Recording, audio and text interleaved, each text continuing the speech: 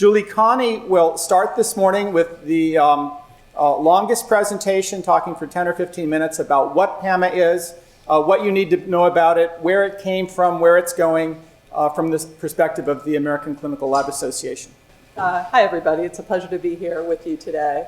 I've been on a lot of panels about PAMA since it was enacted, and I know my colleagues have as well. And we really thought that this might be the panel where we could actually talk about PAMA and go over the rule and the key issues it's raised. And as I think everyone knows, that we're not going to be able to do that today. We are going to try to give you hopefully what is an informative presentation nevertheless. And as Bruce said, absence really those details. What I'm going to focus on are the 4 W's. What is PAMA? Where did it come from? Why should you care? And when is the rule coming out? So what is PAMA? PAMA is the Protecting Access to Medicare Act. It was one of the final doc fixes, the patches, also known as the SGR patch, where labs and many other Medicare providers would have to pay for a fix so doctors' reimbursement in Medicare did not go down. That was the vehicle for Section 216, improving Medicare policies for clinical laboratory tests, which is the area that we are so focused on. So what is that? It's complete reform of the clinical laboratory fee schedule, and that for the first time for labs, rates will be paid, rates paid by private payers will be used to determine Medicare reimbursement for laboratory tests. There is a phase-in of new rates, so for rate reductions, no more than 10% for a test for the first several years. Subsequent to that, reimbursement reductions of no more than 15%. There's also creates new test-specific codes for certain tests. There is an advisory panel, which is actually meeting next week to provide input on coverage and payment, potential changes in coverage policies and MAC consolidation, and also studies by the Government Accountability Office and the Office of Inspector General. I'm going to, again, speak about some of these things at a very high level, and my fellow panelists will go into more detail. So the next W, where did it come from? Well, there was growing interest from Congress as well as CMS in reform of the clinical lab fee schedule. You've seen gradually throughout Medicare fee schedules being reformed. The durable medical equipment DMEPOS fee schedule being one of the more recent ones before the clinical lab fee schedule. There was much frustration on the Hill, as well as by CMS, that there wasn't that ability to go in and make individual changes to tests, whether it was a reduction or one would hope in some cases an increase in reimbursement. There wasn't that power. As a result, it was frequently the target of across-the-board cuts. It was really the only way to make those adjustments. What you also saw demonstrating, as well as those cuts that were made with some regularity by the Hill, you had CMS suddenly find authority that they could make cuts to those individual tests based on changes in technology. So what you saw was labs facing kind of a double or potentially even really a triple whammy. You had cuts that had been sustained that were made by Congress, additional cuts on the table by Congress, as well as proposed cuts in the administration's budget.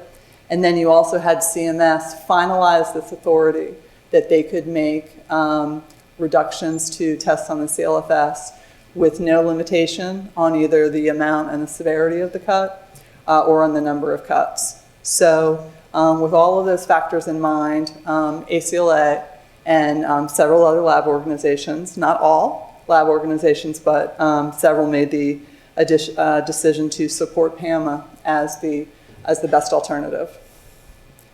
So when we finally see a PAMA rule and we get to reporting, what is reporting?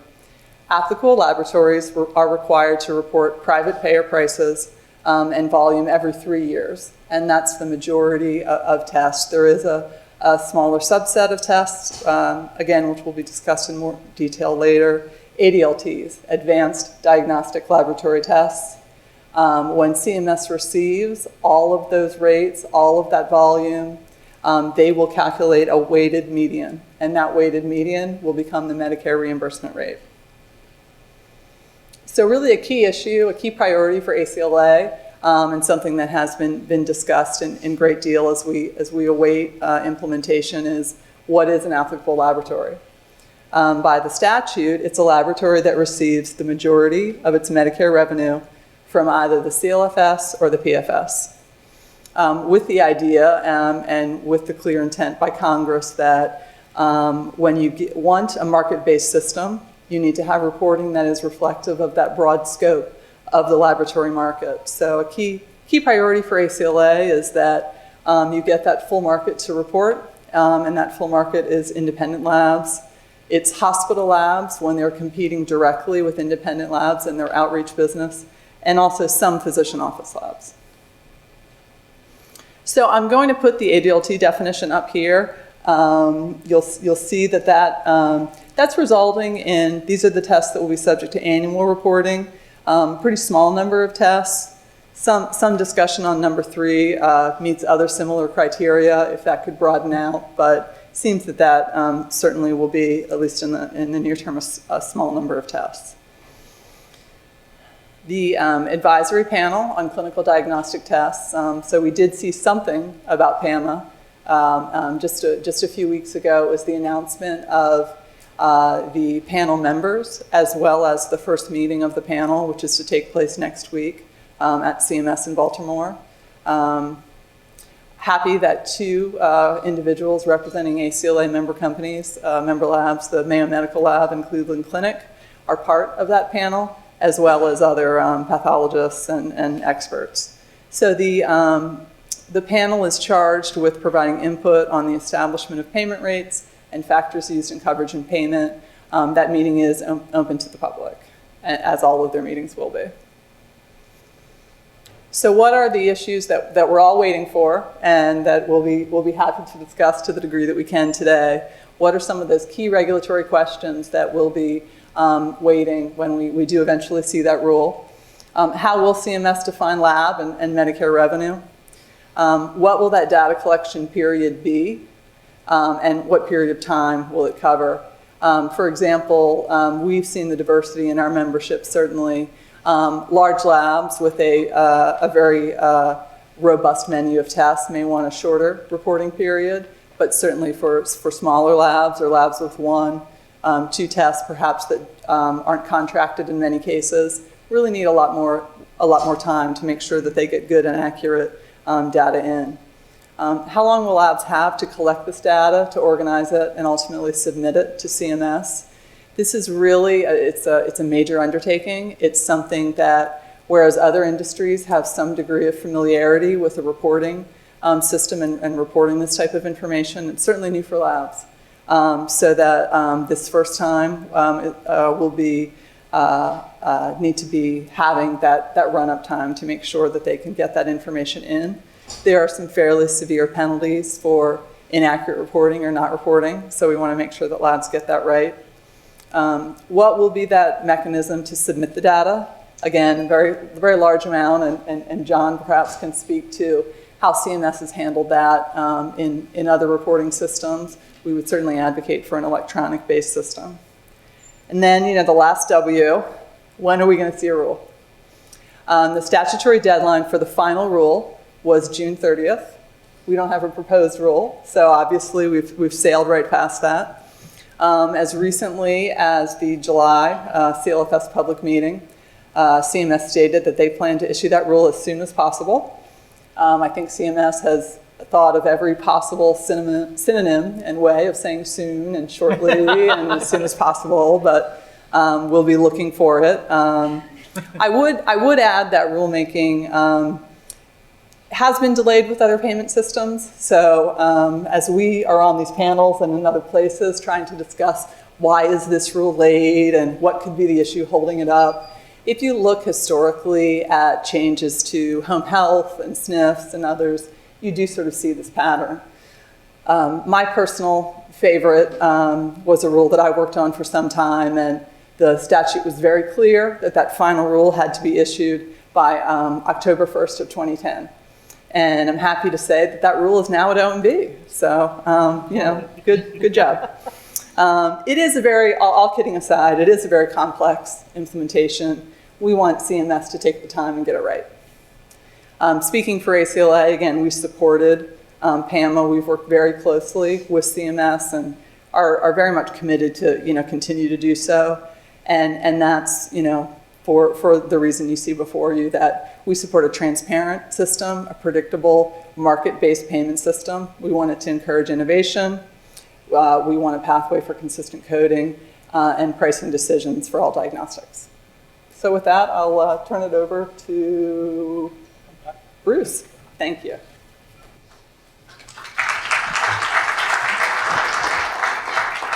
Thanks very much, Julie.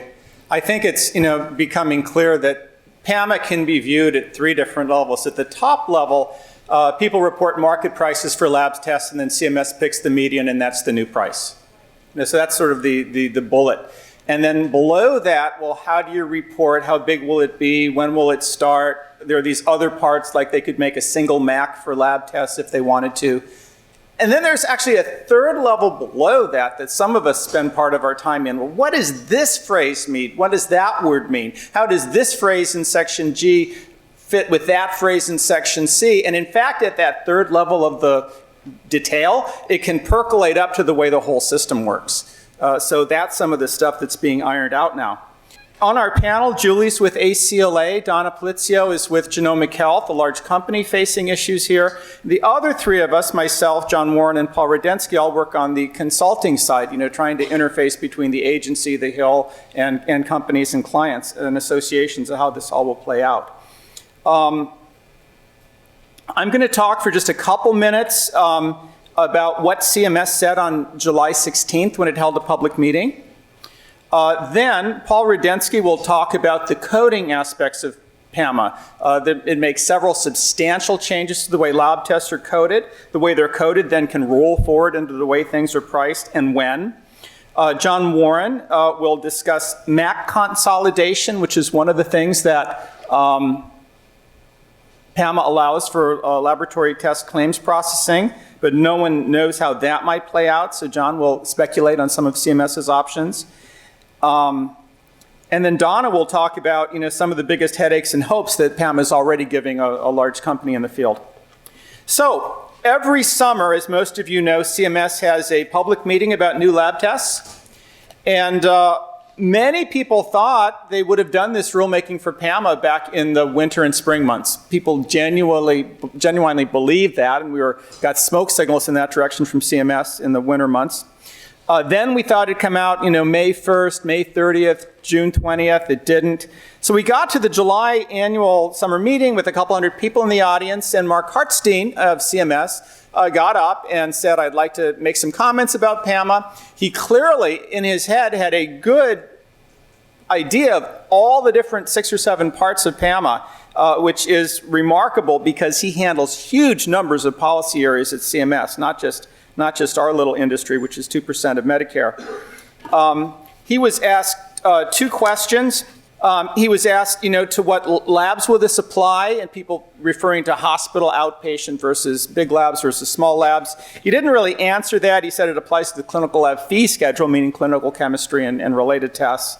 And then he was asked a question about the timing. Will this still launch by January 1st, 2017, which is only, 16 months away, 17 months away now. And he kind of waffled. He said, well, when we do produce a rule, people should comment on that. I started having the feeling around April or May it was missing the January 1st, 2017 deadline already a few months ago. So I think that's definitely a possibility. By missing that deadline, it delays these changes in the regular clinical lab fee schedule, but by missing the deadline, parts of the law intersect with each other, and the timing for new tests and new processing rules will start to conflict. So to talk about the coding issues of PAMA, I'd like to introduce Paul Rudensky, who's a physician and attorney with McDermott, Will & Emery, and heads McDermott Plus Consulting. Thanks, Bruce. And I apologize, I have a cold, so I hope you can hear me.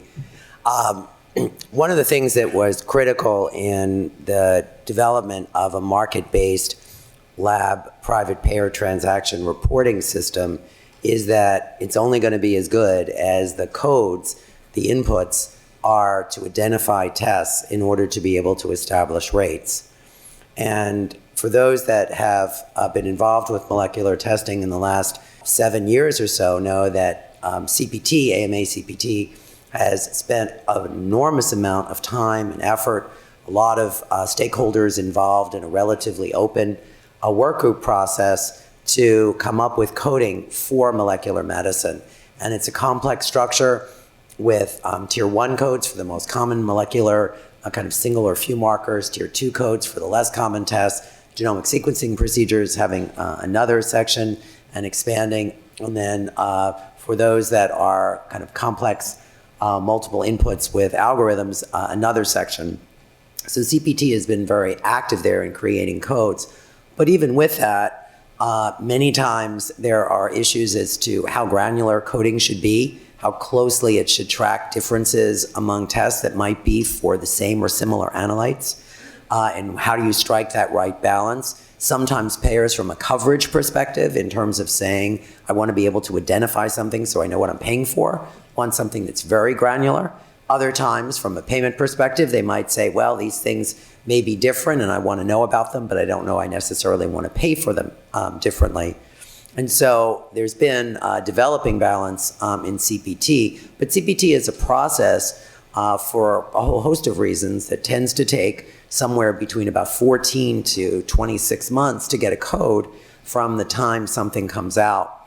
And there was a concern that if you have a laboratory reporting-based payment system, how are you going to do that if you don't have codes to track? Many new molecular medicine tests historically had been coded under unlisted codes for a period of time prior to getting a CPT code, and although that can work when you are dealing with a single contractor with a single lab, as you get to a lab-reported system, it gets more difficult.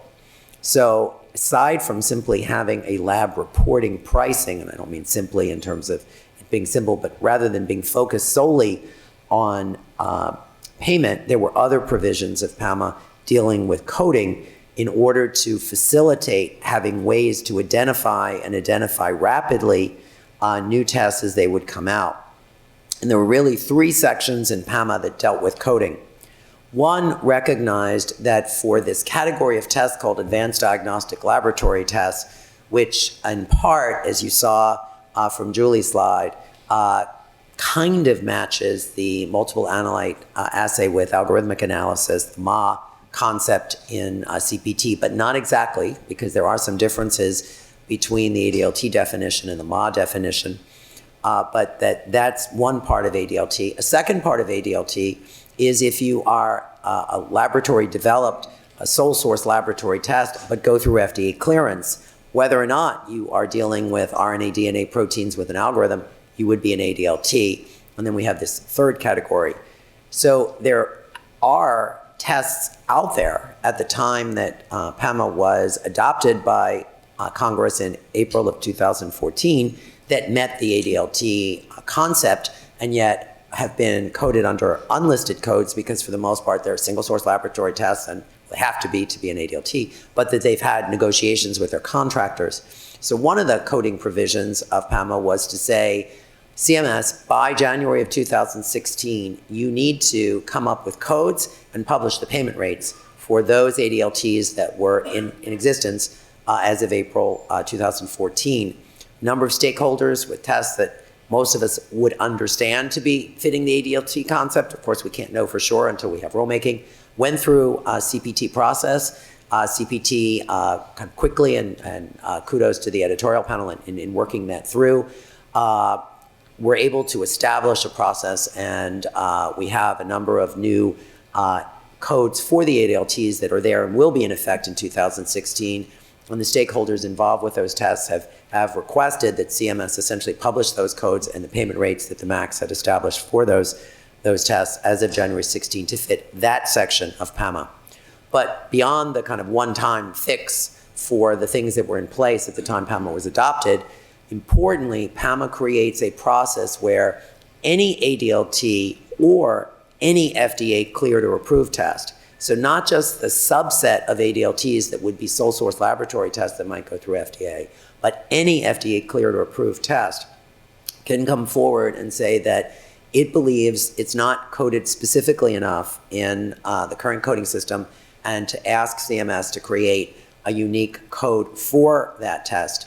The way the law is established is that would be on a temporary process, but it could actually, the way the law is written, extend indefinitely. And again, the idea was that if you had a new test that came out and it was going to take somewhere between 14 to 26 months to get a code from CPT, then there would be a problem in terms of being able to have a code which would have transactions with private payers to be able to report under for PAMA implementation. A number of stakeholders have been working very closely with the AMA to see if there is a way to have this kind of temporary code set be under CPT to allow for a more fluid process to move from kind of this interim coding that tests might get to the more permanent coding, so it would be more seamless. That's a key coding provision that we're looking to see if CMS will address in the proposed rulemaking. The third section in coding in PAMA was whether or not there is a CPT code or whether or not there would be a HCPCS code that CMS might create if a laboratory or a manufacturer with, again, an ADLT or an FDA cleared or approved test believes that there is a need for a unique identifier separate from, say, what might be a CPT code or HCPCS code. They can request that from CMS. So that's the third unique test identifier. Whether and how that might be used by Medicare and rate setting, we don't know. We do have some examples. For example, as part of the MolDX program currently, Palmetto has differentiated for some molecular markers between those that were approved as companions versus the same tests that were not, and has had some coding with modifiers to allow for premium reimbursement for the ones that had gone through companions. So there is some precedent for contractors being able to look at uniquely identified markers and to differentiate from payment purposes. But all three of those kind of coding provisions, the existing ADLTs, the new test, temporary to possibly indefinite coding, and the unique identifier. Those are all sections that we are waiting anxiously for proposed rulemaking, because the stakeholders have already formulated a number of ideas, and as I said, have been working closely with AMA, would like to move forward with a proposal, but we first have to understand kind of where CMS is on the groundwork. Thanks.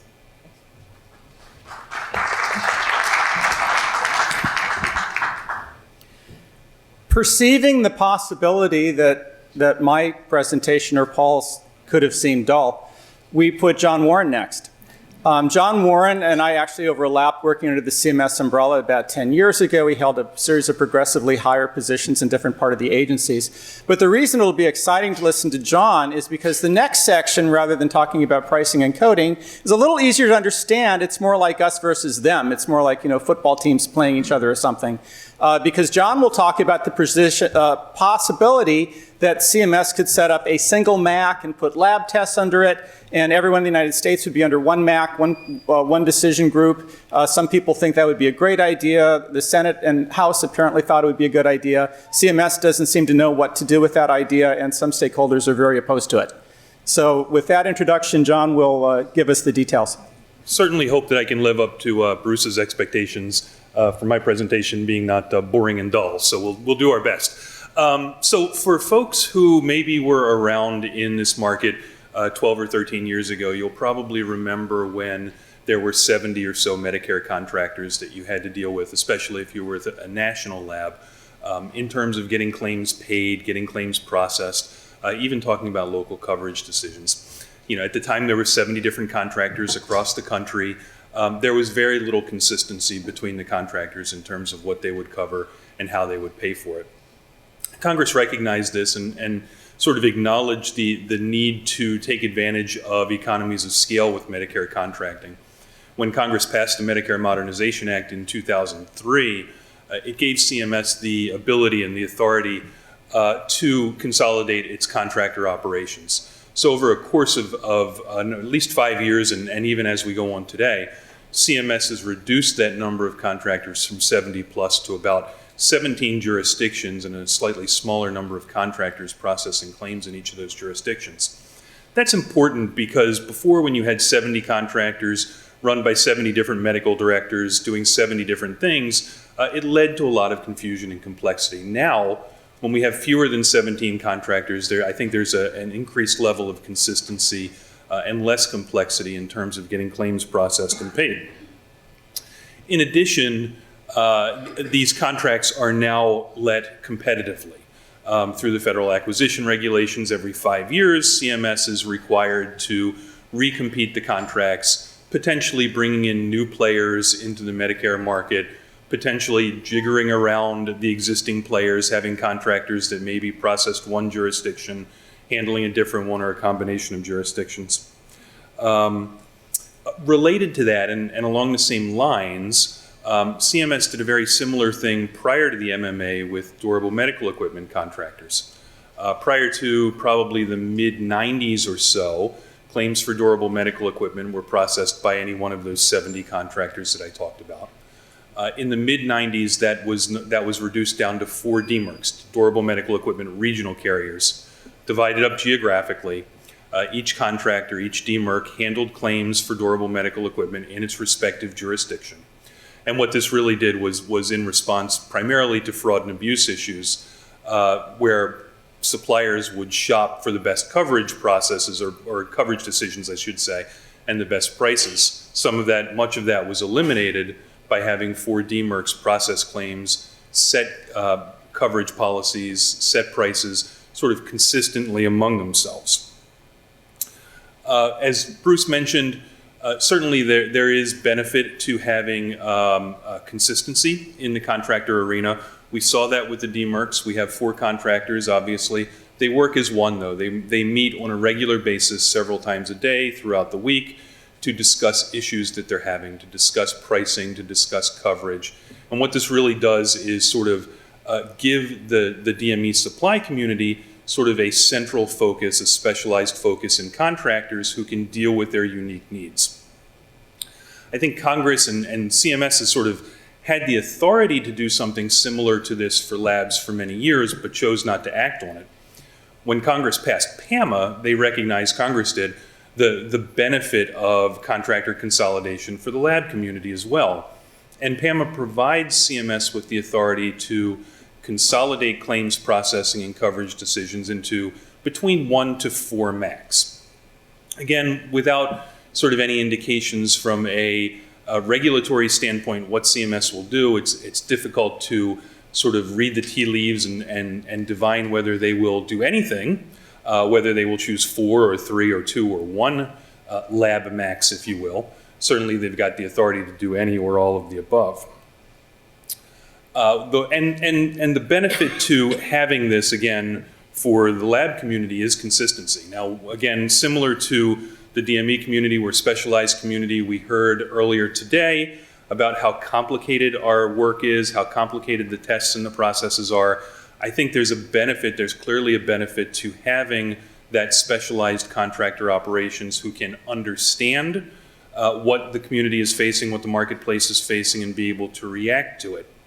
Now, whether we talk about having one contractor similar to the Palmetto MolDX program that's specializing right now in looking at coverage processes and setting payment rates for molecular tests, or whether we go to a more DME-like approach where we have 4 regional contractors is yet to be seen. I think there's benefits one way versus the other. Certainly, I would expect that if CMS were to move forward with this, certainly we have the MolDX as a model, which is sort of operating now in Palmetto and slowly being adopted by other contractors. So there's sort of an inkling that CMS may lean toward a one contractor solution. But then at the same time, we have the 4 contractor DME solution, which would divide the country up sort of regionally and allow those contractors to handle claims regionally for lab tests and for lab coverage decisions within their independent jurisdictions. I would expect that in either case, we would see a lot of cooperation between the contractors and CMS, but particularly amongst the contractors themselves. CMS wants to see consistency. They want to see the same decisions being made nationally. I think CMS recognizes that there really isn't that much regional difference in the need for care, as sort of the way claims are processed and so on and so forth. So again, as sort of is the theme with everybody's presentation, wait and see. We did truly hope that we would have a contractor, or a proposed regulation. At this point, we don't. There's no indication of when we'll see one, although we're all keeping our fingers crossed and hoping to see it sooner rather than later. And I would expect that if CMS were to move forward with contractor reform and lab MAC consolidation, they would do so as a part of the regulatory process, or at least signal in the regulatory process that they will incorporate lab reform, lab contracting reform, into the next round of contracting bids. So with that, I'll turn it over to Donna, or Bruce. Thanks, Bruce. Thank you, John. Our next speaker is Donna Polizio, who heads this reimbursement and planning for Genomic Health, and she'll talk about the biggest headaches and the biggest hopes for a PAMA world. If anybody knows me, they know that I'm always hopeful. So I have more hopes than headaches. I try and stay away from the headaches as much as possible. And very supportive of PAMA. Genomic Health is one of the labs that's through ACLA and through the Coalition for 21st Century Medicine has been supportive of the development of PAMA. And like everybody else, waiting for the details. And the details, maybe there'll be a couple of headaches there, but I think there's a lot to be hopeful about. Transparency, consistency, and predictability as far as coding and pricing. I mean, I came from a world in the device world and also in the non-LDT laboratory world, the kit world, where you had a very predictable course. You would go out and you develop your new technology, you would get a code, you'd get coverage and, get priced and move on. The flagship test for Genomic Health, the Oncotype DX breast assay, didn't have a code for 11 years or 10 years, was under an unlisted code, which makes it much more difficult when you're working with the private payer. So I think one of the big things is that we'll all have our own codes and you'll be able to go out and know how you will get priced. Along with the story with Genomic Health's assay, it was priced through, actually, Bruce, back 10 years ago when he was the Carrier Medical Director, and used some of, I think, the parts of what PAMA is attempting to do is base your reimbursement on the value that you bring to patients and to physicians, providers for those patients. And if you can support your price through a value, meaning what, I mean, that's kind of a word that, what does it exactly mean? I think the value is really going to be showing on how you bring that benefit to patients and the physicians treating them through support of health economic publications. You need to be able to show that you can do that, because remember, you're going to be looking at things a little bit differently, because what's going to drive your rate ultimately is your private payer rates. So it does change things. In the past, you might go to your Medicare carrier and get your rate set through a PAMA-like discussion with them. But at the end of the day, you went out and you negotiated rates separately with your private payers. Well, now you're really going to be thinking differently about how you negotiate your private payer rates. And because it's a weighted median, I would say that I'm hopeful that my test and everybody that I work with really can help me support that value when I go and negotiate rates with the private payers. Or in the early days, before you really have your coverage, you have to really think about where is that weighted average going to be coming, weighted median, I'm using the wrong word, the weighted median coming from, and think about those private payer rates when you're doing those appeals. So I think I'm trying to give a little advice here along with the hopes and the headaches, but I think you really have to think a little bit differently about that and what your rates are. So the headaches for me right now really are just waiting for what those definitions are. What are the weighted median rates? Will they be using the allowed rates is what we're pressing for, the allowed rates, and not subtracting out what a patient might owe, some co-pays and some of those other parts of your full payment. So we need to know that. I think another thing you could be really thinking about is you get reports from your billing department. Can you get the kinds of reports that you think you'll be needing based on what you've learned today to be able to report to CMS? We know from the July 14th meeting that they're building a way, an infrastructure internally, they've already started that, to be able to collect all of this data that we'll be giving them. But you have to start to think, even before you have the definitions, how are you going to collect that data? How will you quality control that data? Can you get from your billing department the allowed amount versus an actual pure payment amount? And start to build that, again, with Medicare out of the picture. This would be private payer rates, which includes your managed Medicaid and managed Medicare. So start to build a little bit of that infrastructure. I guess not lock it down yet until we really see the definitions, but I think you need to start having that transparency, at least internally in your companies, so that you can inform folks, this is where you think the rate's going to end up post-PAMA implementation. And just to go back to the example, why I think this is great and why I'm hopeful, is that after 10 years of having a rate set through the local MAC for genomic health, we did get a code for the breast assay a year ago and had to go through a gap fill and get the code repriced all over again. We're in the middle of that right now, but you really don't have a lot of influence over that. Any MAC can come up and say, you know, put a price in for your, and you've seen these, some of these come out of left field with some of the ones that were published for this year. They just can come up with a rate. There's no kind of rhyme or reason. I think you'll have a lot more control over your life, again, if you think about it correctly, that it's coming from your private payer median rate. Sorry, I keep saying average, but I mean median. And, you know, so you could have some headaches down the road, but I say remain hopeful. And, you know, you got to roll with the punches. You know, all kinds of regulatory stuff's been coming at us in different ways. I mean, the MolDX program, when that first came out, everybody was nervous, but I think the greatest thing that that brought to us was really some predictability. You knew what you needed to do to get covered through Medicare, through the MolDX program. And if we have one MAC or four, if they're all kind of marching to the same drum with regard to coverage, I think that's a good thing. At least you know what you're dealing with.